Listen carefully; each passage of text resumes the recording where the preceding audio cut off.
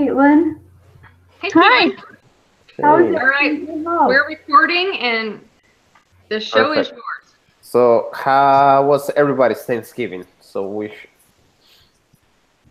It was great. I ate way too much. That's good. That's good. So, okay, let's start with the prayer. And Bart, do you want to offer the opening prayer? You bet. Thank you. Our dear Heavenly Father, we're thankful for the opportunity that we have to meet tonight and discuss this case as a group. We're thankful for the opportunity that we have to participate with one another and for the chance that we've had to get to know each other better this semester and to help each other along. We ask that you please bless us tonight, that we'll have a productive meeting and make good comments and gain some helpful insights. And we thank thee for all of our many blessings. And we say these things in the name of thy Son, Jesus Christ. Amen. Amen. Thank you. So you guys have to excuse me because I'm sick and I sound sick and I'm going to be coughing all this meeting. So excuse me. So, anyway, so do you guys had a chance to read the case for this week? Mm-hmm. Yeah, it was an interesting case, wasn't it? I mean, so what do you guys think about Barbara Norris, first of all? So I thought she was amazing to like jump on in and be ready to take on this big challenge. Mm-hmm. So I thought, kudos to her. Yeah, I think so too. I think she was. I don't think she was expecting what she saw in her team, but the way she reacted to it and the way she tried to fix things, I thought it was pretty good. Mm-hmm. So that's my opinion, but I don't know. What do you guys think? I kind of liked, I thought it was kind of interesting how someone told her, you don't want to do this, like, you shouldn't, like, don't accept the job, don't do it. And she's like, you know what, I'm going to do it anyway. Like, I don't know. I thought that was kind of cool how she was like, I'm going to fix this. I'm going to do my best. She wanted a challenge, so I thought that was interesting. Yep, that's good. A challenge and an opportunity. I think they kind of go hand in hand for her, that she recognized what that challenge was, but she wanted the opportunity to see what she could do. Yep. I thought it was pretty insightful, the extent of the problems when it talked about, it didn't specify exactly how short of a time frame, but insinuated that it was very short, that 29 of the staff members asked for one-on-one meetings. Not the good sign of a sign of things going well. That's true. There's one thing that I would have, if I were Barbara, I would have done. Remember when he got the job, and when she got the job, she was talking to, I can't remember his name, but her boss or something like that. And the boss told her, you know what, I hope you can change this group, and I wish you well. I wish she could have asked them, okay, what are the problems? Can you talk to me? What can I do to better this group? You know what I mean? So I wish she could have taken a little bit of lead in there, and ask this person, hey, how can I make the change? What are the problems and all that kind of stuff. But in the case, didn't mention that, so maybe she did, maybe she didn't. I don't know. So sorry, excuse me. So the first question that we have, there's not that many questions here. So the first one is, what are the root problems Barbara Norris is facing in the case? Well, for me, first off, it's very clear that there's a culture, and it says that the culture of conflict and blaming, that could probably just devastate any organization when that culture is really prevalent. And you can't get past that. You can't really accomplish anything else if the team members are constantly blaming each other for things. So that was number one to me, that the culture of conflict. Well, you know what? The number one for me was the way, instead of taking care of the patients, they were taking care more of themselves and the business instead of the patients. I think that was another kind of red flag for me, because you go to the hospital to be taken care, to become better, to have a better health, right?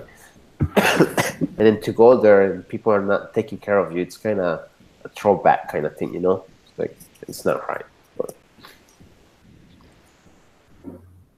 anybody else? No, I was just gonna say that, I just feel like that kind of like in the book, they had egos as far as for themselves. They were worried about themselves and not as a collective, as a team. They were, looking out for number one pretty much. So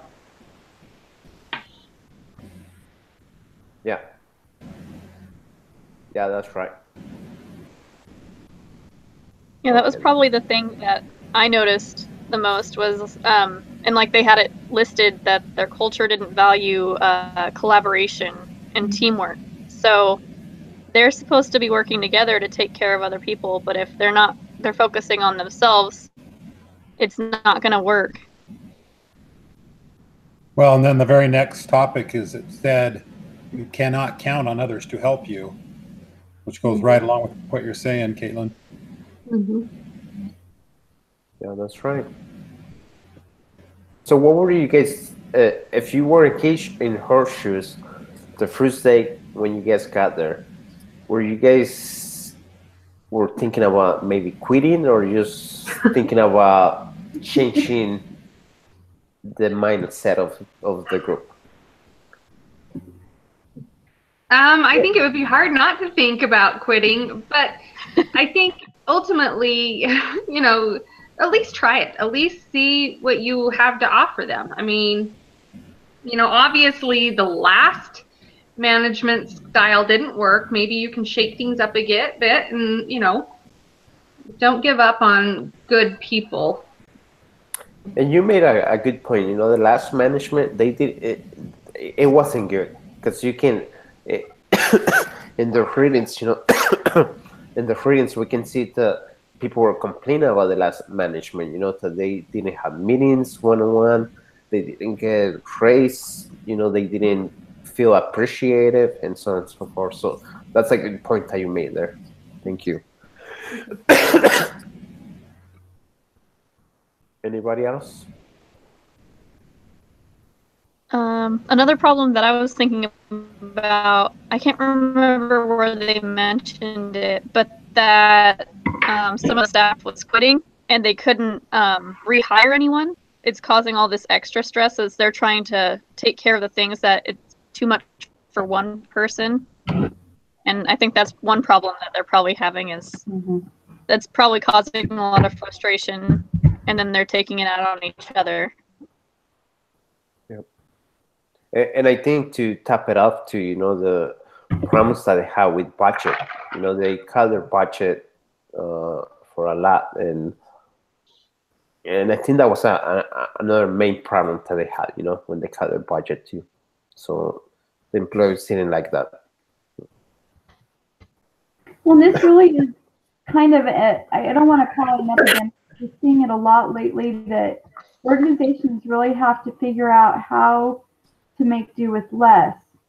And if they don't have a good structure and a good way of doing things, it really puts pressure on those and runs people ragged, because that really good structure isn't in place to accommodate less people to do more work. Same amount of work. I mean, it just is. It's life now in organizations and businesses. This is what what happens, and again, if you don't have that structure in place to accommodate doing with less, it really will put strain on individuals, on the workforce. Well, but do you think that even in the hospital, though, because I was thinking about this, yes, I understand economy wasn't good, or things were not doing well, but there's still people who get sick, and there's still people who use the hospital, and they have to pay those bills too, you know? So I don't understand how can a hospital run out of money or cut their finances when they're still getting people to be taken care of and all that, you know what I mean? So that was one of the things that I'm like, I don't understand how that works, but I'm sure they, you know, the economy hit them too. Maybe the clients were not paying their bills, so I don't know. That's what I think probably happened, is just because the economy goes under, it doesn't mean sick people just stop being sick. And so I wonder if a lot of it was like unpaid medical bill. And, you know, a lot of people lost their jobs, which meant they lost their insurance. And Sure. so I'm sure that they went to the hospital and they couldn't pay their bill. And so that's just a cost that those hospitals have to somehow absorb. I'd never thought about that. That's a good point. That's I kind of was thinking like you. I didn't understand why that would hurt in a hospital, but that makes a lot of sense. That makes sense, yeah. So, but I do agree with Lisa. You know, I think even though we might go into a bad economy and, you know, people lose their jobs and that kind of stuff, I think every company should have a plan B when that happens. And then if they do have a plan B, they should be able to work it out with employees, you know, and be able to, you know, continue to offer that service to the clients and be good, you know. So maybe you have to do a little bit more just for a few months. Mm-hmm. But who knows? Thank you, guys. Sorry. So how do you think that Barbara Norris was doing in her first month of her new job? Did she do good? Did she did okay? What do you guys think? I was impressed. I thought she had some great ideas that she was trying to implement. I mean, as far as like even the offsite, I had never thought offsites were that important, or that, I mean, I guess I didn't understand them well enough to form an opinion, but the more I'm reading about it in our book and in this case study, I was like, that really is a good idea to take them out of their work situation. So they're not being hassled, they're not being interrupted, and just focusing on the problem or the topic at hand. And so I think she is really doing a great job. I was really impressed. I like when she had this meeting, you know, off site, and she was like, okay, it's your time to talk. Feel free to talk, you know. And I think that helped people to open up and for her to see what was real, what was happening for real, you know. And I really enjoyed that, reading that, you know, that she made that meeting for them to open up. So. Well, and she was taking a different approach. At least that's what it looks like in terms of how she's approaching her employees. Is they've gone through all their comments, and she's looked at them, she's classed them, and they're talking about staffing, which is really a big deal, right? They're low on staff members. But she says that she basically wants them to get involved in that process, to what the decisions need to be made, where the resources need to be allocated. And I think that, to me, says a lot, that she's saying, I don't know all the answers, I don't know how to solve all the answers or come up with all the solutions. We need to work together to resolve some of this. And that really says a lot about a leader that recognizes they're not the one that knows everything. Mm-hmm. Thank you, Lisa.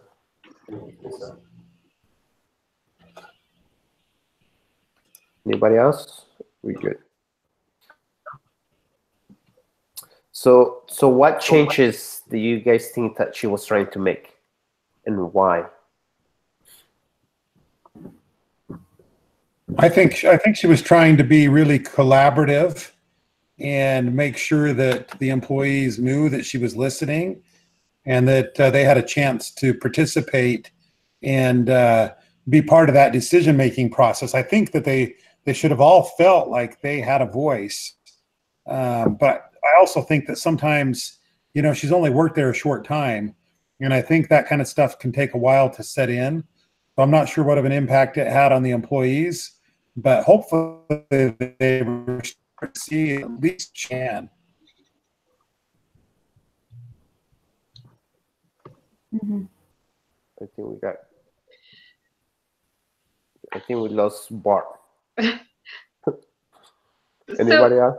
I was going to say, I really feel like, and it goes along with what Bart was saying, but I feel like she was trying to be a leader and not a manager. She was trying to lead this team and include this team. She didn't want to oversee them. She wanted to really bring them all together and make them a team. So, yeah, I think that she was just trying to say, you have a voice in this, and I'm ready to listen. That's a great point. Yes. Anybody else? Caitlin, Lisa? I think another thing that I think she was trying to think, it's to have a better communication between the department, to see where everybody was standing, why they didn't like to work together, and what was the conflicts. I think she tried to make those channels of communication a little bit by talking to them, and by doing this meeting and all that kind of stuff. I think one of the meetings that we had before, I think we were talking about communication being the first and most important thing you can have in a team, So I think she was trying to have that communication with everybody. So, well, and I think she opened it up when she schedules that offsite. Yeah, you can talk in a staff meeting in the office, but when you get people outside of their comfort or outside of something that they're comfortable, sometimes they see things a little differently, and they recognize that maybe it's a safe place. That sounds maybe kind of odd, but I think sometimes it is a safe place to just be real and to just open up. And so she already set that in motion right at the start by having that offsite. I agree. that was good. So what do you think? What are 3 obstacles that she had to change in this group, and how she should address them?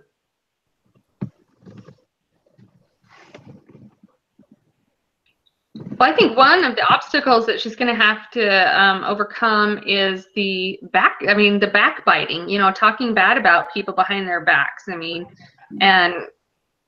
feeling like I don't have time to help you. I've got my own job. And in any team, you may not have time to help people, but to have that attitude, it's just not inclusive. It's just that there's just no place for that in a team setting. So I think she has a big obstacle to overcome as far as that's concerned. Yeah, thank you. And another obstacle, that I was thinking of, it's when we read the case study, they were saying, the employees were saying that they didn't feel appreciated, that they didn't feel that they were doing a good job, right?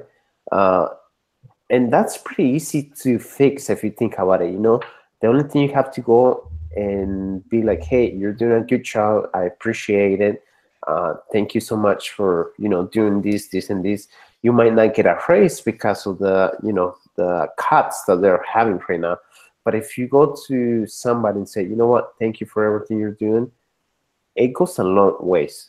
So I have to give you a story about it. This week we have a young man who's inactive, and his birthday was last week. So the boys and I, we decided to send him a birthday card, right? With signatures, saying, hey, happy birthday. I hope you have a great day. We don't know this kid. I haven't seen him in my life. The boys, they don't know him. But interesting enough, on Tuesday night, I got a message from this guy, and he's like, hey, I just want to say that I appreciate that you guys were thinking about me. It has been a hard week, thinking about nobody cares about me, but you guys sent me this card and it made my day. So just little things like that, that you can appreciate people, it makes a big difference. So when I was reading the text message, I was like, I'm happy that the boys had that, that they wanted to send this kid a card, a birthday card, even though they don't know this kid, but they were guided, and this is what I said, they were guided by the Spirit to do these things, and that was kind of neat for me, to see that, and I haven't told the young man yet, but I'm gonna share that on Sunday, and it's just a small little miracle that happened this week. So, oh, that like touches my tender heart. That's so sweet. So it's just things like that, when you appreciate somebody and you don't know what they're going through in life, but if you go and say, hey, thank you for doing a great job, and I think it goes a long ways. I agree. I've noticed that in the kids that work, at the store with me, the more you tell them what they are doing right, the easier it is to correct them on the things that they're not doing right, because they're willing to listen to you. So if you give more praise than anything, they seem to receive that so much better when they feel like they're valued. And then I can say, hey, you need to go do this again, but this is how you do it. But I really appreciate you trying, or human beings respond so much better to positive reinforcement. Yeah, it's true. And I don't know if you guys had a chance to read the next week case, but it kind of ties to what we're talking right now.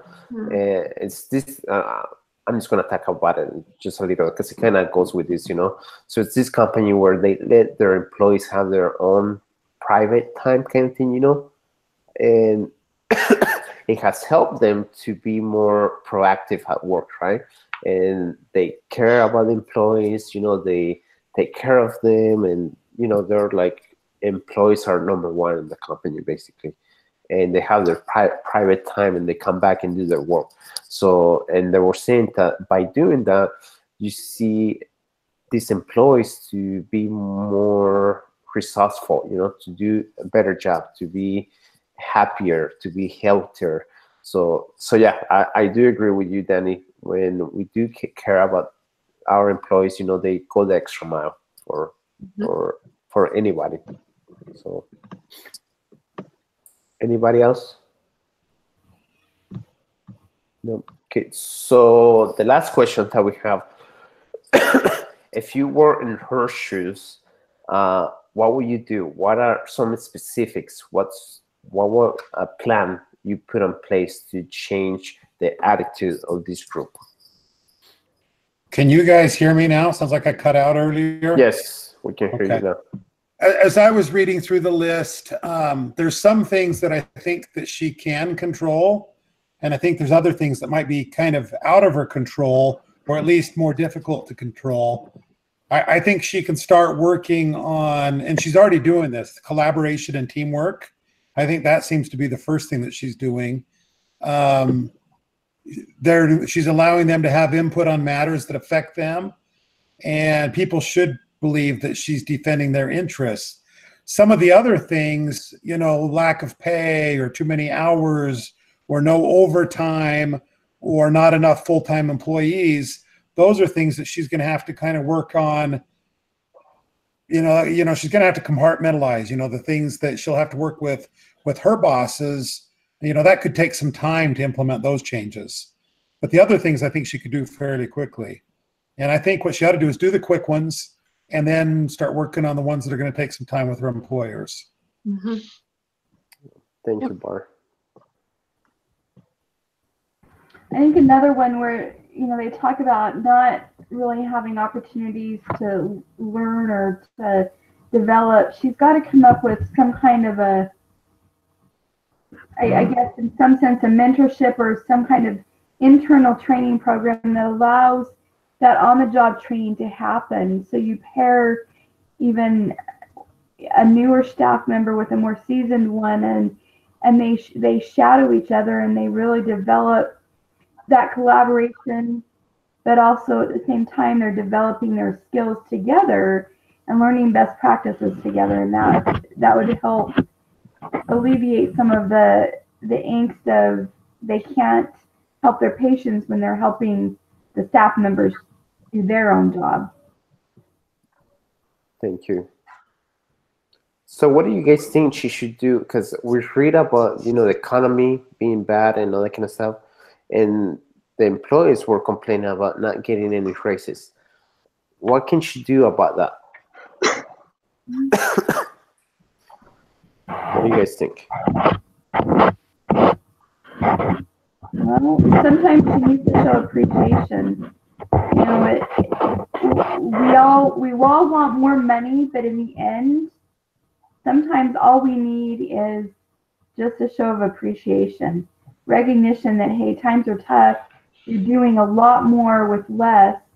We appreciate that. Now, it's not going to solve the end result or the end problem of more money, but that might help a little.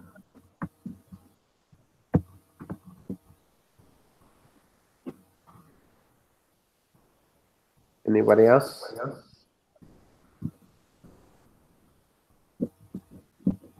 I think she can, in that case, you know, I think she can talk to these people, you know, and say, hey, yes. And I do agree with Lisa, you know, when she say, appreciate everything that they do, you know, and hopefully when the economy turns around, we'll talk about our race, you know, but just hang in there tight, you know, and we'll talk about it once we get something going on, you know. That's my opinion, but I don't know if you can do that though, you know, because you don't know how long the recession is gonna be, so so I don't know if that's a good idea or not.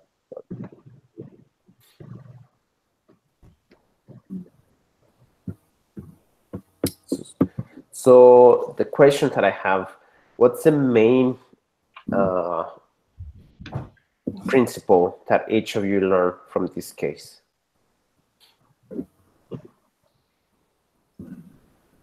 Yeah, I'm sorry, Manny. What are you doing? I think the thing that I learned was to be a leader, not a manager. I just think that that goes a long ways when you're not when you're overseeing people. I mean, obviously you oversee people, but when you're, you know, you're guiding them, not directing them. You're just saying, you know, follow me. You're setting the example. You're talking kind of the difference between leadership and management. Yeah. Thank you. Caitlin, what was the main principle that you learned from this case? For me, it was, well, I kind of like already was thinking about it, but this case kind of just solidified it for me that trust and teamwork is so important no matter what you're doing. If you can't trust the people that you're around, then you're not going to be able to accomplish it as well as if you trusted them or accomplish them at all. Mm-hmm. Thank you.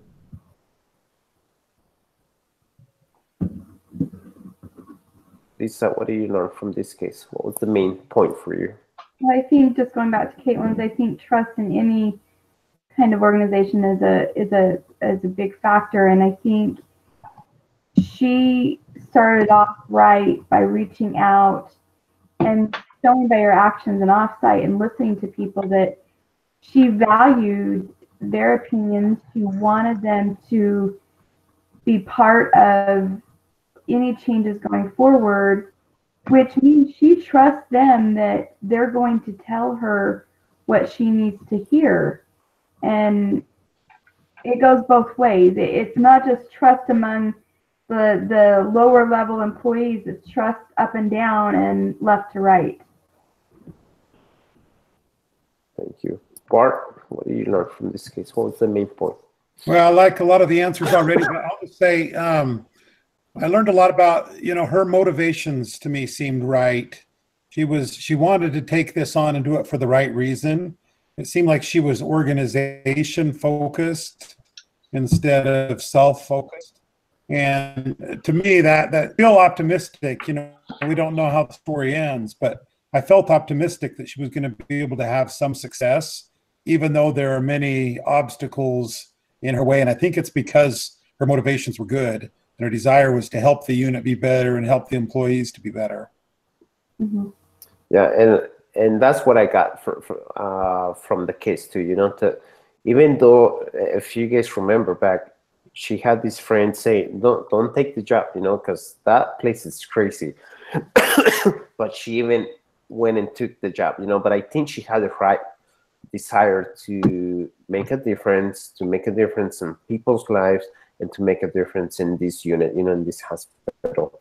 And I think hopefully, I don't know what was the end result of it, but hopefully she did whatever she needed to do to have this teamwork, you know, and help each other and be friends to each other, you know, instead of sat back in everybody, so on and so forth. So anybody else have anything to comment? That's all the questions, guys. It was kind of short. It was like 1, 2, 3, 4, 5 questions. So anybody else have anything to comment or? No. Well, thank you guys for your comments and thank you for being here. Who's next week? Do you know? We don't have a case study next week. Oh, we don't? No. Well, we well, have a case study, but we don't have a discussion. We don't write a normal case study, and we don't have a discussion. Okay. We don't have to. We don't have to meet. No. So is this our last meeting then? No, I think we have one more, but it's just mixed up a little, or it's just a different. So we have a case study. We write some responses. We don't write a normal case study like we've done, and we don't meet. Okay, I did see the case study in the questions. I saw that, but I didn't know we were not going to meet. I'm pretty sure that's what it said. So, okay. Well, if we do, if we not, we can just email each other, you know. So yeah. we have everybody's email. Yeah. So who's on for the following week? Is it me? I think so. Sure. So, Danny, do you mind setting the video up for me, because I can't seem to do it either. Nope, I'm happy to do it. If you'll set it up, I'm glad to lead the discussion. That sounds fabulous. Thanks, Danny. Hopefully the teacher sees this and she gives you extra credit. No. I am just happy to help. Nope, I'm happy to help. So she can take a couple of my points and give it to you. So. No. It's fine. I'm happy to do it. It's quick and it's easy. So I will go ahead and I'll post this right now. Perfect. Thank you guys. Have a great night. Have a great week. Be safe. You too. Bye. Bye.